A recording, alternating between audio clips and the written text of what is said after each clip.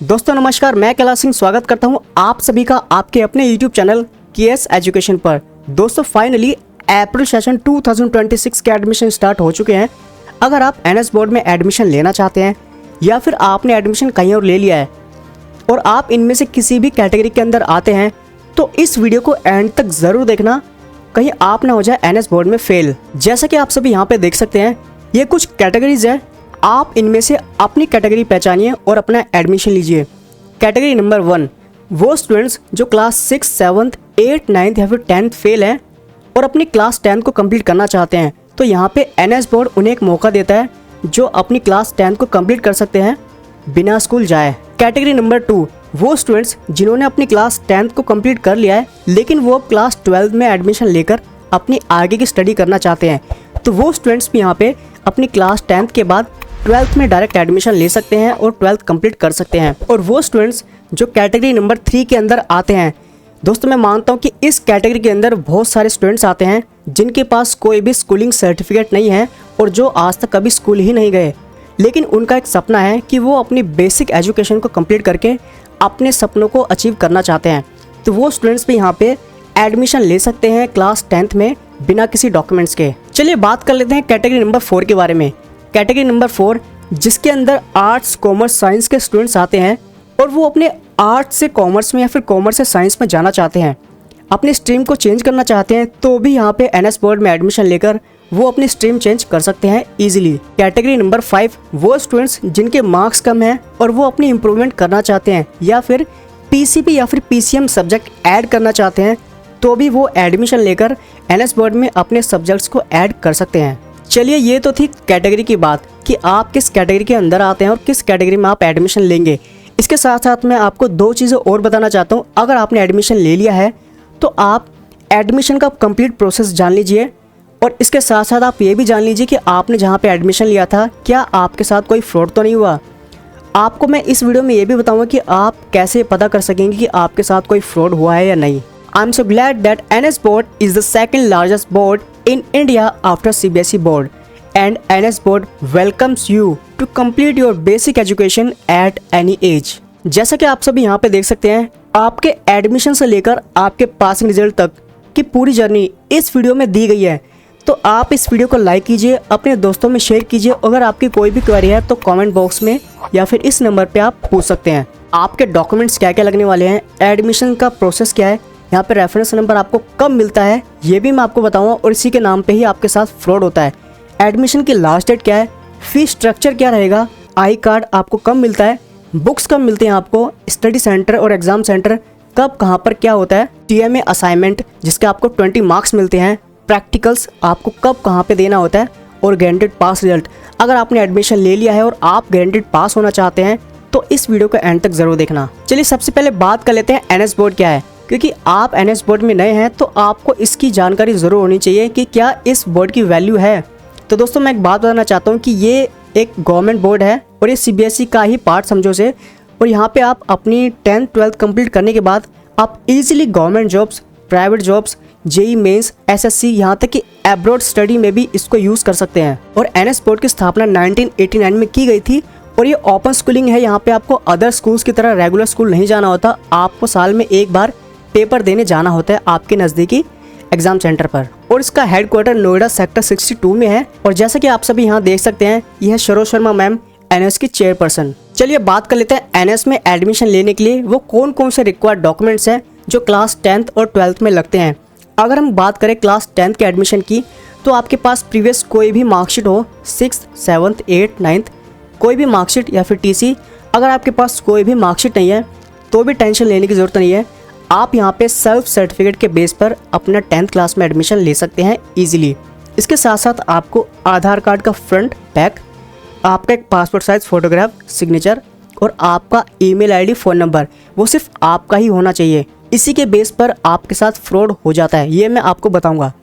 अगर हम बात करें क्लास 12th के एडमिशन की, तो क्लास 12th के एडमिशन के लिए आपके पास 10th की मार्कशीट यहाँ पे कंपलसरी है, तो आपके पास 10th की मार्कशीट होनी बहुत ज़रूरी है। इसके साथ साथ आधार कार्ड का फ्रंट बैक, एक आपका पासपोर्ट साइज फोटोग्राफ, सिग्नेचर और आपका ईमेल आईडी, फ़ोन नंबर, ये कुछ डॉक्यूमेंट्स है क्लास 10th और 12th के एडमिशन के लिए। तो चलिए अब मैं बताता हूँ कि आपके साथ एनएस में किस तरीके से फ्रॉड होता है। जब आप एडमिशन लेते हैं तो आप एडमिशन लेते वक्त अपनी ईमेल आईडी और अपना ही फ़ोन नंबर एडमिशन में अप्लाई कीजिए, क्योंकि कई बार क्या होता है जब आप कहीं पे एडमिशन लेते हैं तो आपके ईमेल आईडी फ़ोन नंबर का यूज़ ही नहीं किया जाता और सारा लॉगिन डिटेल्स उन्हीं के पास रहता है और सब कुछ वो आपको शेयर नहीं करते, जिसकी वजह से आपके साथ फ्रॉड इस तरीके से होता है कि वो आपसे और पैसों की डिमांड करते हैं और आपको कोई रेफरेंस नंबर या फिर कोई भी एडमिशन प्रूफ नहीं देते। तो आप जहाँ पे भी एडमिशन ले अपनी ईमेल आईडी अपना ही फ़ोन नंबर ऐड कीजिए। और जब हम एडमिशन करते हैं किसी भी स्टूडेंट का तो स्टूडेंट्स की ही ईमेल आईडी और स्टूडेंट्स की ही फ़ोन नंबर हम हमेशा यूज़ करते हैं और सारा लॉगिन डिटेल्स स्टूडेंट के पास ही रहता है। अगर आप अपने एडमिशन को चेक करना चाहते हैं कि आपके साथ कोई फ्रॉड तो नहीं हुआ, जैसा कि आप सभी यहाँ देख सकते हैं, जब आप अपने स्टूडेंट पोर्टल को लॉगिन करते हैं तो लॉगिन करने के बाद आपको कुछ इस तरीके से दिखेगा, जहाँ पे आपके अदर डिटेल्स के अंदर यहाँ पे एक ऑप्शन है ईमेल एंड मोबाइल नंबर। यहाँ पे चेक कीजिए कि क्या आपने जो फ़ोन नंबर ईमेल आईडी दिया था क्या सेम वही है।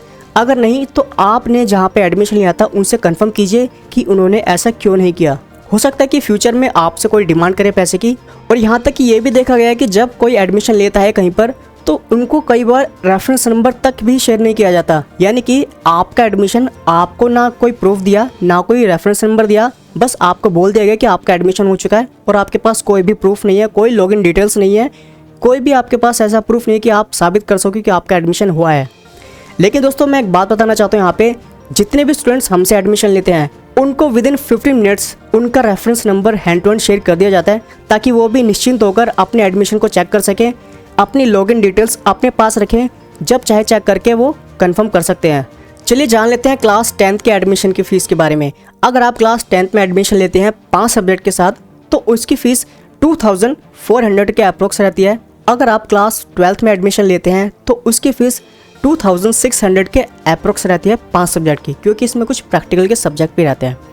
और अगर यह एडमिशन इस डेट के बीच में होता है तो इस तरीके की फ़ीस लगती है लेट फ़ी।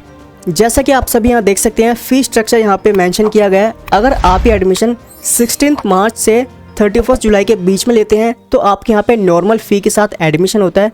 अगर आप ये एडमिशन 1 अगस्त से 15 अगस्त के बीच में लेते हैं तो यहाँ पे आपको लेट फ़ी देनी होती है 260 रुपीज़। और यही एडमिशन अगर आप 16 अगस्त से 31 अगस्त के बीच में लेते हैं तो यहाँ पे आपको 520 रुपीज़ का लेट फ़ी देना होता है। और यही एडमिशन अगर आप 1 सितंबर से 15 सितंबर के बीच में लेते हैं तो यहाँ पे आपको कुछ एक्स्ट्रा फ़ी देनी होती है, जो कि 910 रुपीज़ होती है। तो दोस्तों मैं आपको यहाँ पे सजेस्ट ये करूँगा कि आप एडमिशन जल्दी से जल्दी लीजिए बिना लेट फ़ी के, क्योंकि आप जितना जल्दी एडमिशन लेते हैं आपका एडमिशन उतना ही जल्दी कंफर्म होता है और आपकी बुक्स आपके घर पे डिलीवर जल्दी होती है, ताकि आप अपनी स्टडी को कंटिन्यू कर सकें। और इसके साथ साथ आपका जो आई कार्ड आता है वो जल्दी से जनरेट होकर आपके स्टूडेंट पोर्टल पे आ जाता है। जब आप एनएस बोर्ड में एडमिशन ले लेते हैं तो एडमिशन लेने के बाद आपका जो आई कार्ड है कुछ इस तरीके से आता है, जैसा कि आप सभी यहाँ देख सकते हैं। यहाँ पे आपका एनरोलमेंट नंबर रहता है, उसके बाद आपका नेम, आपका फादर्स नेम, मदर्स नेम और आपकी डेट ऑफ बर्थ। उसके बाद आपके कोर्सेज यानी कि आपके जो सब्जेक्ट कोड हैं वो यहाँ पे मेंशन रहते हैं। एक तरफ आपका जो फोटोग्राफ एंड सिग्नेचर रहता है, नीचे आपका एड्रेस और नीचे ब्लू पट्टी पर आपका स्टडी सेंटर का एड्रेस रहता है। अगर आपको कोई भी क्वेरी रहती है या फिर पीसीपी क्लासेस लेनी होती है तो आप यहाँ पे जाकर अपनी पीसीपी क्लासेस अटेंड कर सकते हैं। और ठीक इसके बैक साइड में आप देख सकते हैं यहाँ पे रीजनल सेंटर का एड्रेस होता है। हर एक स्टेट का अपना रीजनल सेंटर होता है और यहाँ पे मेंशन रहता है आई कार्ड के पीछे। अगर हम बात करें बुक्स की तो एडमिशन लेने के बाद जब आपका आई कार्ड जनरेट हो जाता है उसके बाद ही आपकी जो बुक्स होती हैं स्पीड पोस्ट के थ्रू आपके घर के एड्रेस पर डिलीवर की जाती है एनएस की तरफ से। जैसे कि आप सभी यहाँ देख सकते हैं कि आप इंडिया के किसी भी स्टेट में हो, चाहे वेस्ट बंगाल, राजस्थान, जम्मू कश्मीर, उत्तर प्रदेश, बिहार, आसाम, उड़ीसा, दिल्ली, केरला, कर्नाटका एटसेट्रा, आप किसी भी स्टेट से हो, आपके एग्जाम्स आपके ही स्टेट में आपके ही डिस्ट्रिक्ट में होंगे।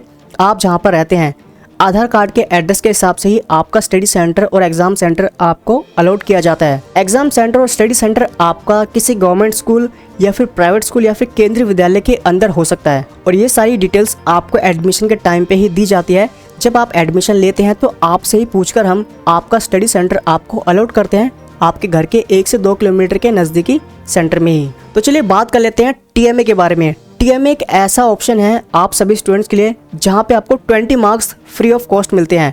अगर आप प्रॉपरली अपने टीएमए बनाकर सबमिट करते हैं तो यहाँ पे आपको 20 मार्क्स हर सब्जेक्ट के मिलते हैं, जिसकी जो लास्ट डेट रहती है 31 जनवरी लास्ट डेट रहती है टीएमए अपलोड करने की विदाउट लेट फी। इसके बाद अगर आप टीएमए अपलोड करते भी हैं तो आपको यहाँ पे पर सब्जेक्ट 1500 रुपीज़ का एक्स्ट्रा चार्ज देना होता है। जैसा कि आप सब यहाँ देख सकते हैं कि यहाँ पे 20 मार्क्स हर सब्जेक्ट में मिले हुए हैं, क्योंकि यहाँ पे जो टीएमए है ये हमारी तरफ से ही अपलोड किए गए थे। यानी कि जो हैंड राइटिंग है वो नीट एंड क्लीन रहती है और एक्यूरेट आंसर के साथ ही अपलोड की जाती है। तो इसी तरीके से हम स्टूडेंट्स के बिहाफ पर टीएमए अपलोड करते हैं जिनको 20 मार्क्स मिल जाते हैं। दोस्तों अगर आप एनएस बोर्ड में ऐसे सब्जेक्ट्स लेते हैं जिनमें प्रैक्टिकल होता है, जैसे कि फिजिक्स, केमिस्ट्री, बायो या फिर 10th क्लास का मैथ्स का सब्जेक्ट है और उसका प्रैक्टिकल होता है, तो ऐसे सब्जेक्ट्स में आपको प्रैक्टिकल फाइल बनानी होती है और ये आपके प्रैक्टिकल्स 15 मार्च से स्टार्ट हो जाते हैं। आपको प्रॉपर एक फ़ाइल मेंटेन करनी होती है जिसको आपको जमा करना होता है अपने एग्ज़ाम सेंटर पर, और आपको वहाँ पे अपना वाइवा देना होता है और एक प्रैक्टिकल देना होता है जिसमें आपसे 2-3 क्वेश्चन पूछे जाते हैं और उसी के बिहाफ पर आपको प्रैक्टिकल के मार्क्स मिलते हैं। और इसके साथ साथ एक बात और बताना चाहता हूँ, आपके जो भी प्रैक्टिकल के सब्जेक्ट्स रहते हैं उसमें आपका पीसीपी क्लासेस का लेना मैंडेटरी रहता है, जिसके आपको 10 मार्क्स मिलते हैं। और दोस्तों जो एडमिशन हमसे लेते हैं उनकी हैंड रिटन फाइल, बनी बनाई फाइल उनके घर के एड्रेस पे हम डिलीवर कर देते हैं स्पीड पोस्ट के थ्रू, ताकि उनको प्रैक्टिकल में सिर्फ एग्जाम सेंटर पे जाके अपने एग्जाम सेंटर पे ये फाइल सबमिट करनी होती है। एनएस बोर्ड में पास होना आसान भी है और मुश्किल भी। पास होना आसान इसलिए है, अगर आपको ये सारी चीज़ें पता है तो एनएस बोर्ड में पास होना बहुत इजी है। 75 प्लस मार्क्स आप इजीली ला सकते हैं। लेकिन अगर आपको ये चीज़ें नहीं पता तो यकीन मानिए आप पढ़ते रह जाओगे, लेकिन आप 75 प्लस मार्क्स नहीं ला सकते और पास होना भी आसान नहीं होता। तो यहाँ पे पास होने के लिए और गारंटेड पास, अच्छे मार्क्स लाने के लिए आपको ये 4 चीज़ें करनी होती है। जैसा कि आप सभी यहाँ देख सकते हैं गारंटेड पास रिजल्ट। अब ये गारंटेड पास रिजल्ट आता कैसे है, यहाँ पे आप कैसे 75 प्लस मार्क्स इजीली ला सकते हैं, मैं आपको बताता हूँ। सबसे पहले आपको ये पता होना चाहिए कि आपका कंसाइज सिलेबस क्या है। आपका सिलेबस क्या है, क्या आप ऐसा तो नहीं कि आप बिना सिलेबस के ही स्टडी किए जा रहे हैं और आपको सिलेबस तक नहीं पता। इसके साथ साथ आपको मार्किंग स्कीम का भी पता होना बहुत ज़रूरी है कि मार्किंग स्कीम आपके चैप्टर में से किस चैप्टर के अंदर कितने मार्क्स का एग्जाम में आने वाला है, ये भी आपको ज़रूर पता होना चाहिए। तीसरी बात, important question answers chapter wise.